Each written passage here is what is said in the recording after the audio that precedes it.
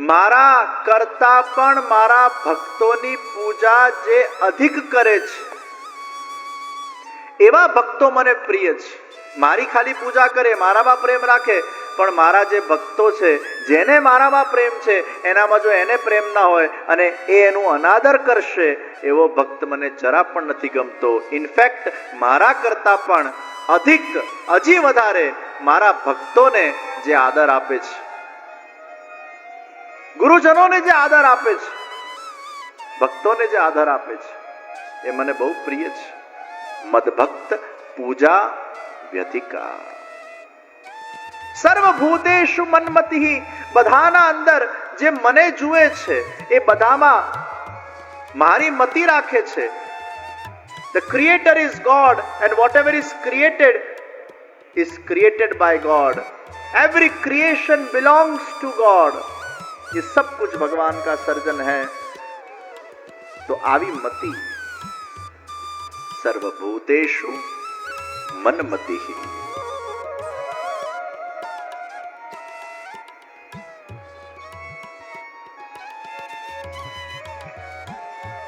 દત્તાત્રેય જુદા જુદા ગુરુ બનાવ્યા. પૃથ્વી, રાજા, વાયુ, જલ, ચંદ્રમા, કબૂતર, અજગર વગેરે વગેરે વગેરે. દરેકમાંથી કંઈક ને કંઈક શીખવાનું છે. प्रभु उद्धव जी ने आज्ञा करी, हे उद्धव जी, अब आप बद्रिक आश्रम में जाओ और वहां श्रीमद् भागवत का पूजन अर्चन करो. मैं स्वयं श्रीमद् भागवत के अंदर आकर विराजमान हो जाऊंगा. महाभारत નું યુદ્ધ સમાપ્ત થયું. ગાંધારીએ ભગવાન શ્રી કૃષ્ણને શ્રાપ આપ્યો છે. हे प्रभु, आपका भी पूरा परिवार, पूरा वंश ऐसे ही अंदर अंदर लड़कर समाप्त हो जाएगा. श्री कृष्ण स्वधाम गमन माटेनी लीला करवा जई रह्या छे. प्रभास क्षेत्रना अंदर बधा यादवो भेगा थया. एकाद यादव वच्चे झगड़ो थयो. समुद्र किनारे पेला मूसळमांथी बनेला जे वनस्पतिओ हती ए वनस्पतिओना माध्यमथी एकबीजाने घोचा घोच करवामां आवी अने यादवो एकबीजाने मारीने समाप्त थई गया. प्रभु श्री कृष्ण वृक्ष के नीचे पग पर पग चढ़ावीने, चेहरा पर प्रसन्नता छे, वाળ खुला छे, सुंदर अलकावली छे, कमल नेत्र छे, पीतांबर धारण करेलू छे, अद्भुत शोभा. दूरथी जे पेली माछड़ी मूसलनो टुकड़ो खाई गई थी ने एनाथी जे माछीमारे मारण तैयार कर्યું ए ज मारण लईने आ पारधी एने दूरथी देखाયું કે આ કોઈ હરણ છે અને એને બાણ છોડ્યો અને એ બાણ પ્રભુના શ્રી ચરણારવિંદમાં લાગ્યો. પ્રભુના ચહેરા પર મુસ્કાન છે. જ્યારે તમે કોઈનો શિકાર કરો અને બાણ મારો ત્યારે જોરથી પશુનો અવાજ આવે, ચીસનો અવાજ આવે. અહીંયા બાણ વાગ્યું પણ અવાજ ના આવ્યો. પારધીને થયું આ ચોક્કસ કંઈક મારાથી ઘોટાળો થયો છે. દોડીને જોવા આવ્યો તો દ્વારકાધીશજી બિરાજમાન છે. જોર જોરથી રડવા લાગ્યો. ધ્રાસકો પડ્યો એને. એનું દિલ દુખવા લાગ્યું. अरे ये मैंने कौन सा बड़ा अपराध कर लिया. अरे मुझे तो नर्क जाना पड़ेगा. हे द्वारिकाधीश, ये मैंने कौन सी भूल कर दी. आपके सुंदर सुकोमल चरणारविंद, मुझे लगा ये कोई हरण है. द्वारकाधीश जी मुस्कुराते मुस्कुराते कह रहे हैं, अरे तू चिंता मत कर, मैं तुझे आशीर्वाद देता हूं. तुझे स्वर्ग की प्राप्ति होगी क्योंकि तू तो मेरा राम अवतार का बाली है. अरे बाली, तुझे याद है सुग्रीव की मित्रता के कारण और तेरे दुष्कर्म के कारण मुझे तुझ पर बाण चलाना पड़ा था. वो भी मैंने छिपकर बाण चलाया था. हालांकि तू दुष्ट था इसलिए तुझे मारना मेरा अधिकार है, लेकिन मैंने तुझे युद्ध करके न मारा, मैंने तुझे पीछे से मारा और मैं कभी भी किसी का ऋण रखता नहीं हूं। उस वक्त मैंने तुझे पीछे से मारा, आज तूने मुझे पीछे से मारा, अपना हिसाब बराबर हो गया। जा, तेरा भी उद्धार होगा। ગર્ભવતી અમુક મહિલાઓ હતી, એમને આજ્ઞા કરવામાં આવી પ્રભુના સારથી દ્વારા કે પાંડવોના આશ્રયમાં જતા રહે, હવે દ્વારિકા ડૂબી જવાની છે। દ્વારિકાધીશે સ્વધામ ગમન કર્યું છે, અલગ અલગ લોકોમાં પધારતા પધારતા પ્રભુ પોતાના ધામમાં પધાર્યા છે।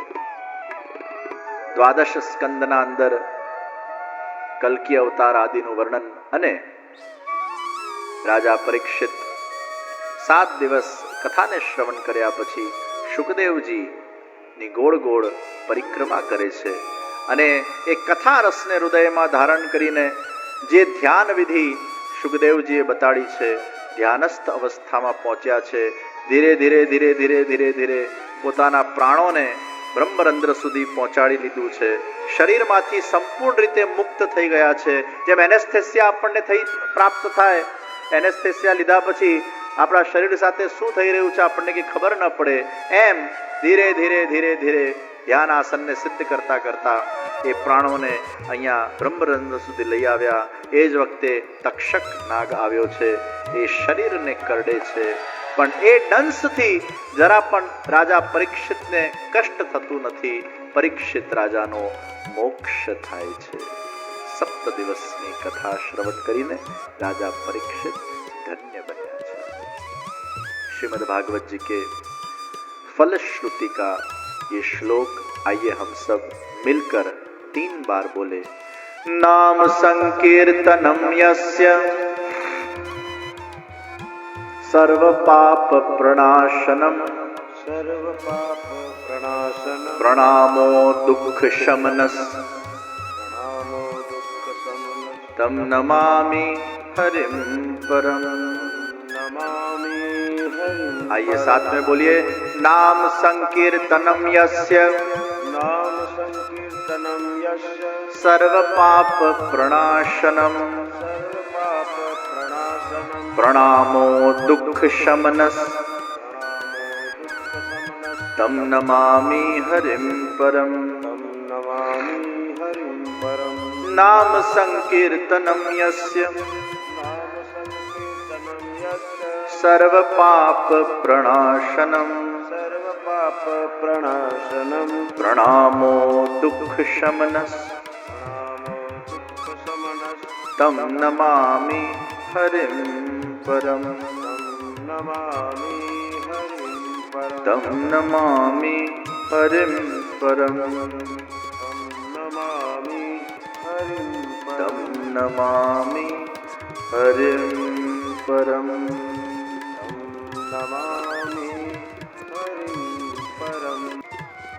षष्ठ पीठाधीश्वर नित्य लीलास्थ पूज्य श्री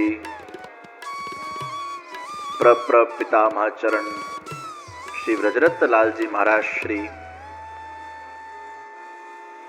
जे सूरत में षष्ठ निधि स्वरूप श्री बालकृष्णलालजी नी सेवा में तत्पर रहता अने एमनी 5મી પેઢીએ મને જન્म લેવાનું સૌભાગ્ય પ્રાપ્ત થયું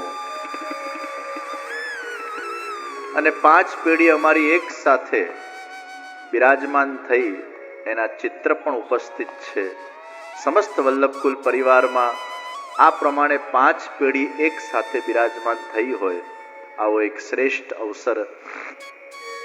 અને મારી ઉંમર 5 વર્ષની હશે ત્યારે પૂજ્ય દાદાજી મહારાજના શતાબ્દી મહોત્સવ પર એમને તિલક કરવાનો પણ એ અવસર મને પ્રાપ્ત થયો હતો। આજે પૂર્ણાહુતિના દિવસે એ પૂજ્ય દાદાજી મહારાજને હું ખાસ યાદ કરું છું, કારણ કે એમના દ્વારા પણ અનેક કથાઓ થઈ, અનેક પુષ્ટિ પ્રચારના કાર્યો થયા અને એ પરંપરા અમને પ્રાપ્ત થઈ। પૂજ્ય પિતામહ ચરણ પૂજનીય શ્રી જીજી પૂજ્ય પિતૃચરણ અને આખી પરંપરામાં દેશ વિદેશના અંદર એ પુષ્ટિ પ્રચાર કરવા માટે નાનપણથી સંસ્કારો પ્રાપ્ત થયા અને પ્રભુની આખા સુરત ઘર પરિવાર ઉપર જે કૃપા છે, આ વાણી છે, આ પ્રભુની વાણી છે, આ પરંપરાગત પ્રાપ્ત થયેલી વાણી છે, આ શ્રી મહાપ્રભુની વાણી છે. શ્રી મહાપ્રભુજી જ અમારા હૃદયમાં વિરાજમાન થઈને આ કથાનું રસપાન કરાવે છે. આ કથા વ્રજરાજ કુમારે નથી કરી, આ કથા શ્રી વલ્લભ અને વિઠ્ઠલ આચાર્ય પીઠ પર બિરાજમાન થઈને આપ સૌને આ કથા રસ વહાવે છે. અને એટલે જ્યારે હું આ આચાર્ય પીઠની પરિક્રમા કરું છું અને જ્યારે હું પ્રભુને વિનંતી કરું છું, હે પ્રભુ, આપ આ દેહના અંદર બિરાજમાન થઈને આપ જ આ કથાનું મને શ્રવણ કરાવો અને આપ આ દેહના માધ્યમથી, અંતઃકરણના માધ્યમથી, આ વાણીના માધ્યમથી આપ સૌ વૈષ્ણવને આ કથાનું શ્રવણ કરાવો. આ કથા કરવાવાળા પણ શ્રી વલ્લભ વિઠ્ઠલ અને શ્રી કૃષ્ણ છે અને આપના હૃદયના અંદર આ કથાને શ્રવણ કરવાવાળા પણ શ્રી કૃષ્ણ જ છે. અહીંયા આપણા સૌમાં પ્રભુ વિરાજમાન થઈને જ આ કથાનું રસપાન કરે છે અને કરાવે છે. તો આ શ્રીમદ ભાગવત કેવલ ને કેવલ માત્ર વડીલોના આશીર્વાદ, પ્રભુની વિશેષ કૃપાથી, એમના સામર્થ્યથી એ જ વાણીમાં વિરાજમાન થઈને એ જ આ કથા કરે છે. એ જ ભાવ પ્રભુના શ્રી ચરણારવિંદોમાં સમર્પિત કરીને મારા વાણીને, વાક પુષ્પોને ભાગવત ભગવાનના શ્રી ચરણારવિંદોના અંદર હું સમર્પિત કરું. એ પહેલા સૌથી પહેલા આ પૂર્ણાહુતિ કરીએ એના પૂર્વે પૂર્ણાહુતિમાં એક આપણે ધૂન લઈશું, ભાવથી પ્રભુનું સ્મરણ કરીશું, પછી અહીંયાથી વિદા લઈશું. અને આજે પૂર્ણાહુતિની આરતીમાં પણ આપ લોકો ખાસ રહેજો. થોડુંક મોડું થયું છે પણ હવે આજે છેલ્લો દિવસ છે, થોડું લેટ ઘરે રાંધશો તો કંઈ વાંધો નથી, અને કદાચ આજે વ્રત કરી નાખો તોય વાંધો નથી. આ પ્રસંગે આ 7 દિવસની શ્રીમદ ભાગવત સપ્તાહ દાસી જીવન સત્સંગ મંડળ અને વિવાયો સુરતના તત્વાવધાનમાં આયોજિત કરવામાં આવી. એના મુખ્ય સંયોજક રમેશભાઈ દડુક, નૈમેશભાઈ દડુક, સાવનભાઈ દડુક, ફ્રેનીભાઈ વિખરિયા, દ્રષ્ટિ વિખરિયા, આખા પરિવાર માટે ખૂબ જોરથી તાળીઓ પાડીએ. ખૂબ ભાવથી, પ્રેમથી આખા આયોજનને સાકાર કરવા માટે આખા પરિવારે જે મહેનત કરી છે એ ખરેખર લાજવાબ છે. ધડુક પરિવાર પર ઠાકોરજીની ખૂબ ખૂબ કૃપા થાય, પ્રભુ એમને ખૂબ શક્તિ આપે અને આવા આયોજનો ભવિષ્યના અંદર પણ સતત એમના દ્વારા થતા રહે.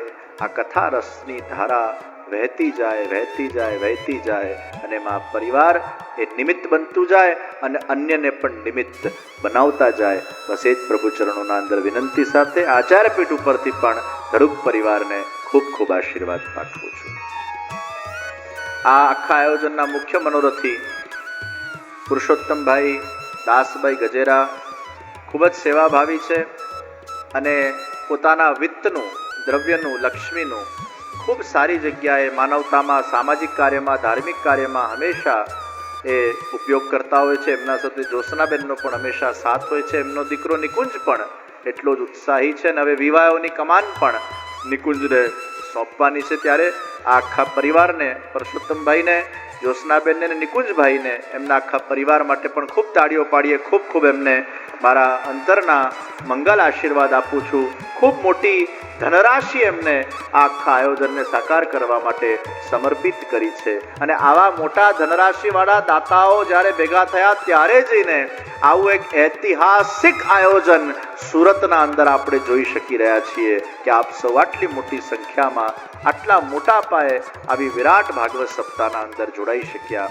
આ બધા દાનવીરોના કારણે આ શક્ય બની શક્યું છે અને પ્રભુની કૃપા.